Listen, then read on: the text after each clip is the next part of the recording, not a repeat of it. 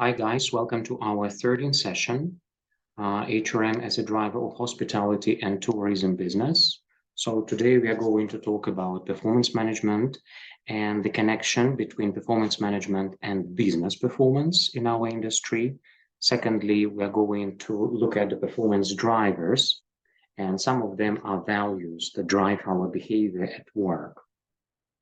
So first of all, we have to answer the question, what is performance management and why it is important for our business. So first of all, I suggest reviewing again our model of business success, which actually displays several elements. So first of all, as you remember, every business has mission, vision, and strategy. In other words, we have to know why we are existing, what is our future, what are we going to look like when we create or realize our mission with excellence, and what is the way we are going to go there.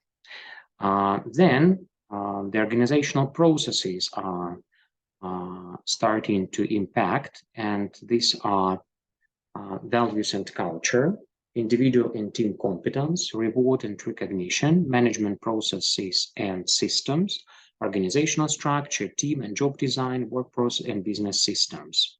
At the heart of this model, we can see the leadership, the quality of the management and leadership styles, as we discussed last time. So finally, when all these success factors are working together, so we are coming to the results, or we are coming to the performance. So here we have to pay special attention and where the performance management actually fits here. Yeah, so it is actually one of the success criteria of the organizational success, because it's really what the business requires. Yeah, so the outputs or the results that we are trying to achieve, and management processes and systems, they are creating this performance management system. On the other hand, so if we look at performance management as one of the most important business processes, we have to highlight several critical conditions. So first of all, performance management drive execution, so that our strategy is really achieved in countable results. So what do we need to really create performance, to get the results we want as a business? So first of all, it is knowing the goal. And these are clear criteria by which we understand that we achieved or we didn't achieve the goal. For example, in our industry, it may be client satisfaction or sales targets. So we know what we are focusing, and most importantly, we know what drives our success. So as you remember, there is a principle of Pareto where 20% of our efforts create, so vice versa, that 20% of our efforts create 80% of our performance, of our results. So if we know what we have to do to create 80% of the success, it means we are knowing the goal. Secondly, it is knowing what to do to achieve the goal, and this is mostly about the strategies, about behaviors that drive our performance. And as you remember, to really understand what strategies should we apply, we need to know the challenges or the difficulties that are on our way. Yeah, and as we discussed in sales targets, yeah, this is the sales process and the sales confidence, and working with the clients with their objections. This is really what matters. And if we master this skill, this behavior, we know how to achieve desired results and how to achieve the performance that is expected by the organization. Another thing that is also matters to drive execution and to create performance, yeah, this is keeping the score. specifically to really understand who is keeping the score and how it is done. Imagine you are a team player in the football team and you have to know what is the score of our game.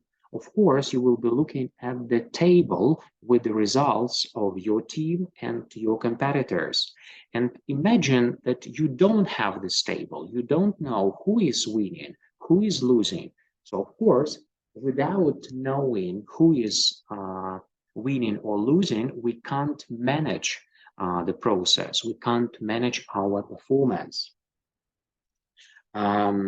And of course, it's very important that in everyday business, we also keep the score. We keep the score in client satisfaction. We keep the score in sales activities, and we know whether our efforts, they really bring the results. And finally, the last critical condition of execution and performance management, it is being held accountable. So we feel responsibility for what we achieve and how we achieve at work or in the business. Specifically, it means that we can set own targets.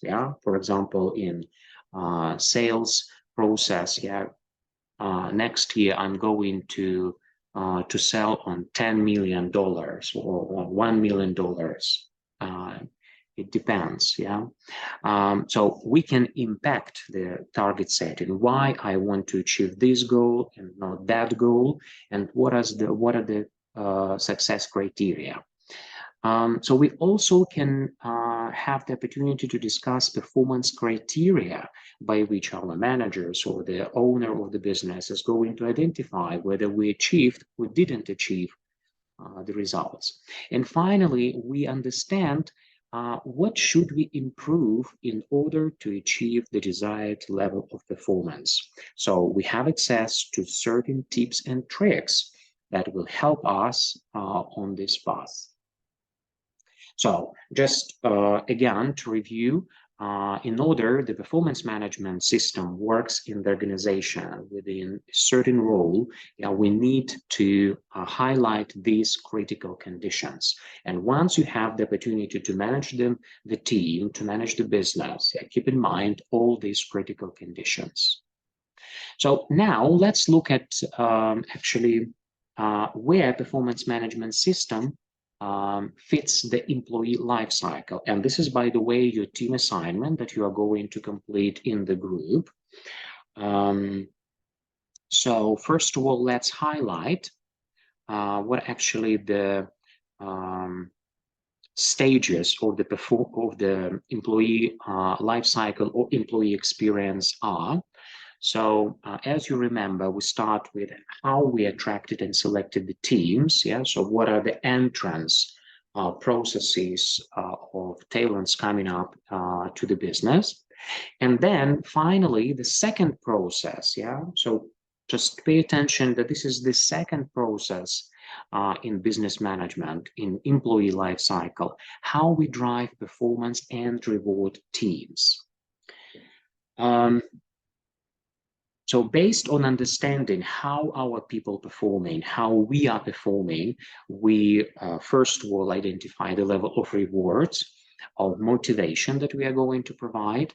And finally, we're moving to the development opportunities, because if you want to achieve the targets, if you want to achieve the objectives, or you want to improve your performance, you need some improvements in behavior, skills, and knowledge. And finally, we are moving to the process that we call how we manage careers and engagement. So here, the most critical element is that through performance management, we also engage people efforts, because by setting stretching goals, the goals that energize our people, we also engage them into the business. We engage them and motivate to achieve and go extra mile. So the last process is the last process in the performance management system and employee experience. It is how we serve a future success. So It is also connected with the performance management, yeah, because the level of achievements that we enjoy across the life cycle within the business will create a certain level of confidence that we will demonstrate in the future roles inside or outside the organization. And if we see that, so we have achieved what we could in this business, yeah, probably it's the right moment to move to another organization, to another role, probably outside of the business. So what we have to keep in mind about employee experience and performance management, yeah. So first of all, that business can't survive without performance management. Yeah, this is the most important system that actually informs business leaders like you and our people, our teams, about whether we are winning or losing. The second performance management system has owners and clients. Yeah, and as you remember, the owners of the performance management systems are leaders of the organizations, and clients, these are the talents, people that we serve as leaders.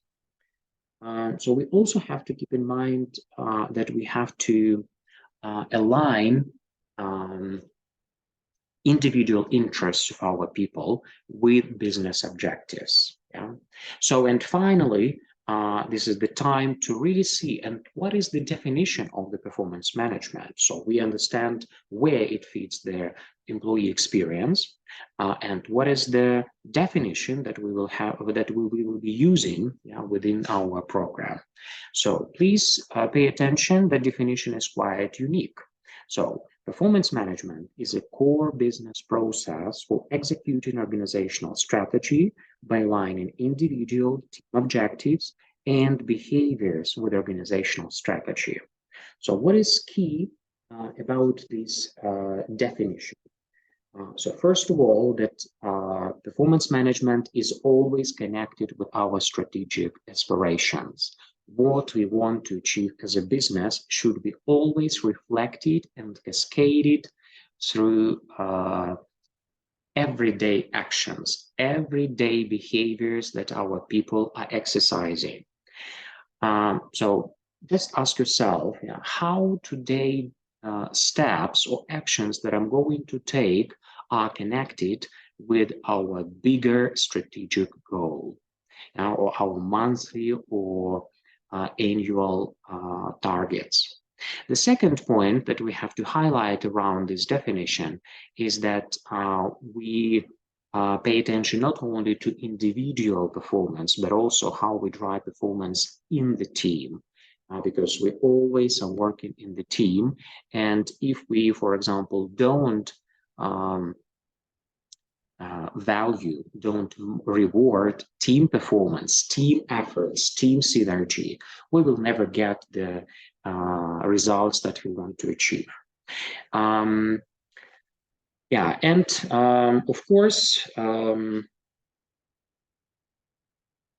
yeah. We always have to connect what we do and how we do with organizational strategy. And here is the very simple example.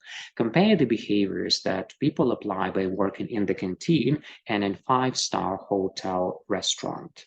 So these are completely different behaviors. But once you hire the person from the canteen to work in the restaurant, and if this talent or this person will apply the same set of behaviors, will we survive and will we provide expected level of performance and results?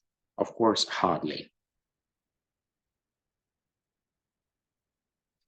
So, but now let's look at some challenges that companies are facing around performance management. On one hand, of course, this is the will and the eagerness of our people to achieve highest level of results.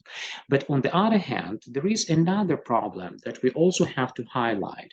It is the productivity at the industry level. And as you can see from this slide, the productivity in the industry or across any economy in the world is lagging behind. The question is why?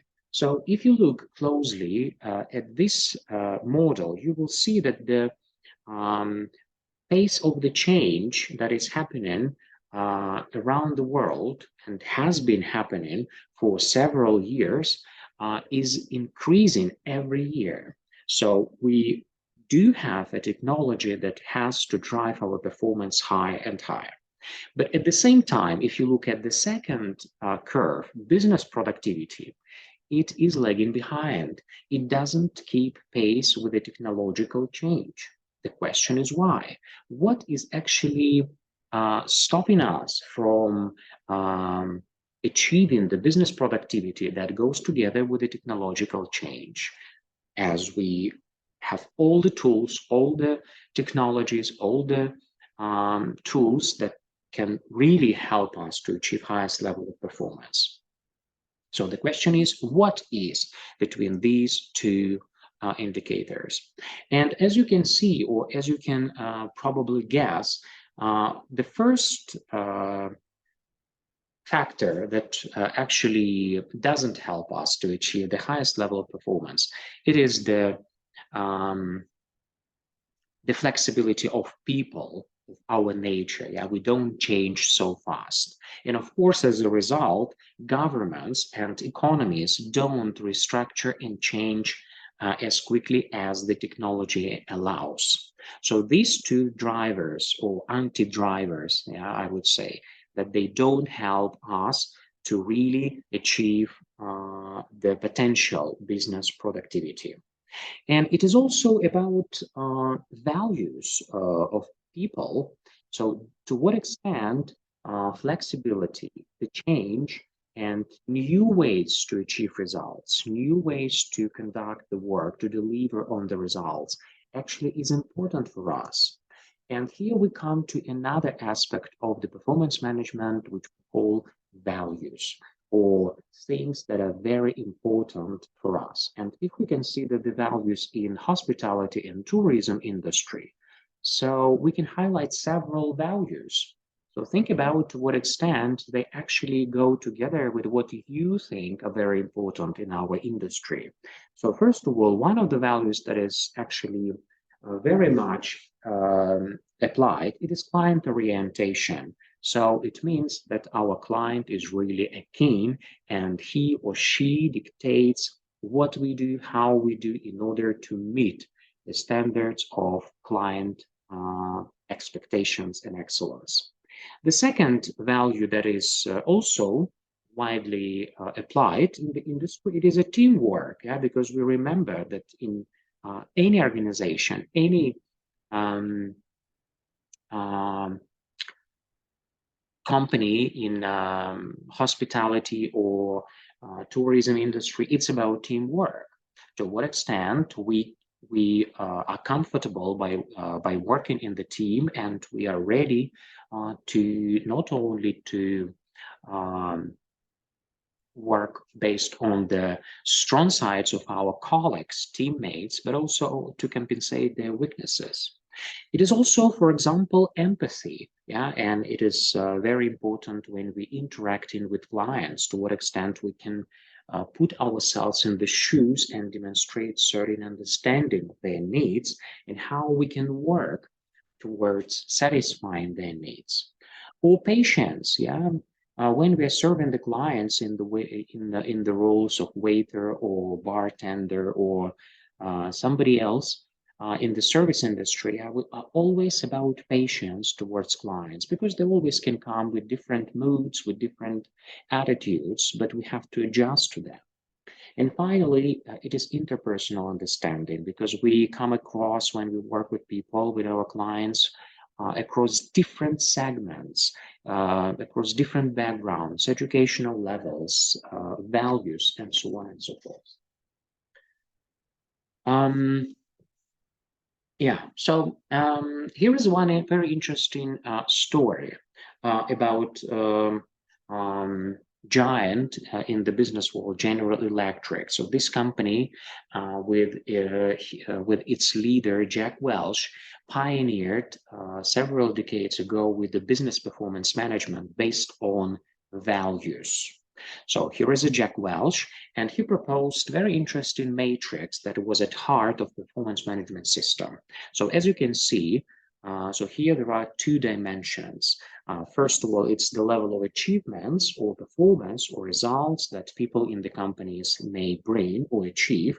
And on the other hand, their values, or to what extent they comply with the desired behaviors. So it means to what extent they demonstrate client orientation, to what extent they are team oriented, to what extent they demonstrate empathy, patience, interpersonal understanding. So, and depending on what is their level of performance and what is the level of commitment to these values and demonstrated behaviors, we can identify several groups of performers in our business. And based on this, we can develop certain leadership strategies or management decisions based on them. So as you can see, there are performers that demonstrate high level of performance, but are not that good at behaviors that actually matter for the organization. There are people or talents that demonstrate both low performance and low commitment to the behaviors and values. At the same time, there are some performers that demonstrate high commitment to the behaviors and values of our organization, but still they lack some productivity.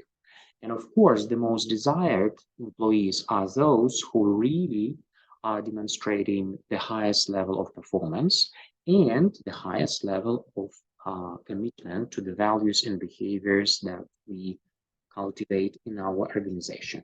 So what can be the strategies? If we do identify different performers in different segments, so what can be our strategies to manage those employees?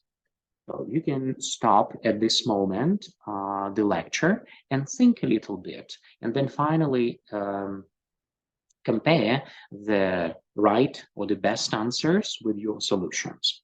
But we are moving in and let's look. So if we have high level of performance and high value and high level of values from the side of our people, the strategy that we usually apply, it is to retain these talents and promote across the organizational career opportunities. Yeah, so they can be promoted, they can be retained, and they can be rewarded for their performance and commitment to behaviors and values. If we find or identify performers that are not good right now at their results, but still they're really making the hard to demonstrate the behaviors and values of our business, so we should develop them. It's the matter of time whether they are achieving or not achieving the desired results. But what is the most interesting, that if people demonstrate high level of performance, but still the behaviors, the ways how they achieve these results are not consistent with our values. So the strategy that is recommended by this methodology, by this model, and by Jack Welch across his excellent leadership practice to manage them out. So the question is always, why should we do this? Well, first of all, because yeah, right now we are achieving good results. But if we don't know how they achieve, or they achieve these results not in a consistent way or not in the way that is welcomed in our organization, probably this is a wrong way to do with these performers.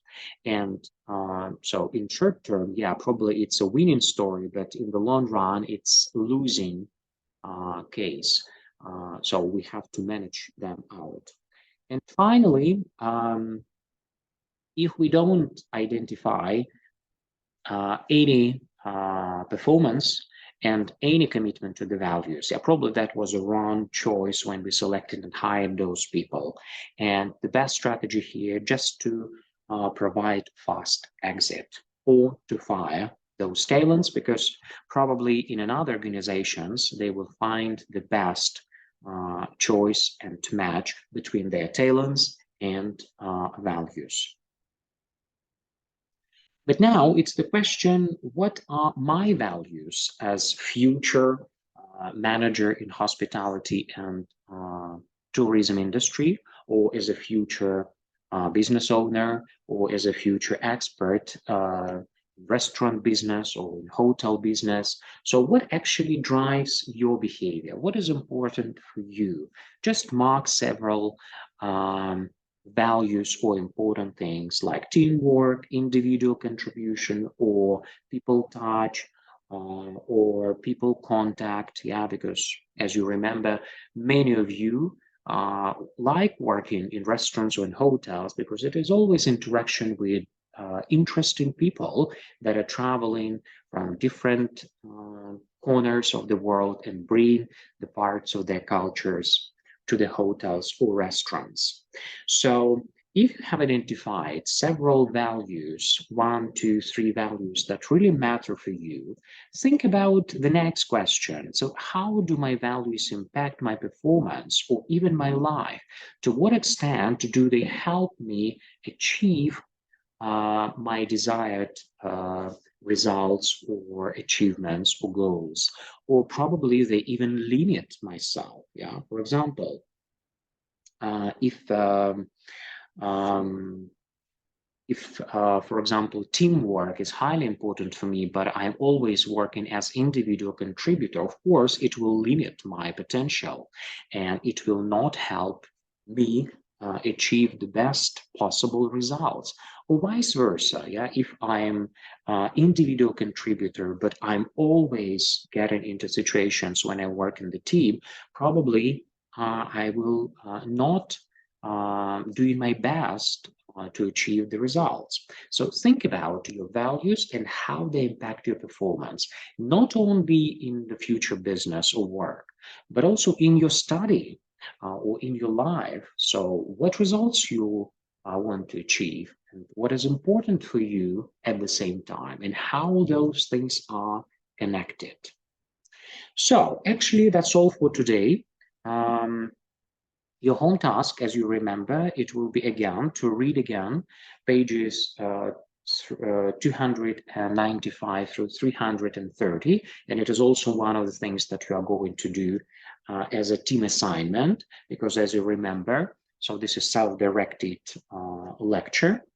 And please keep in mind that soon, in 1 week, we are going to run midterm tests. So it's highly desirable that you review all the lectures and all the chapters of reading, all the chart terms that we have highlighted across the lectures, and feel confident. Thank you very much for your attention. If you have any questions, please write to me via email, and see you on Friday.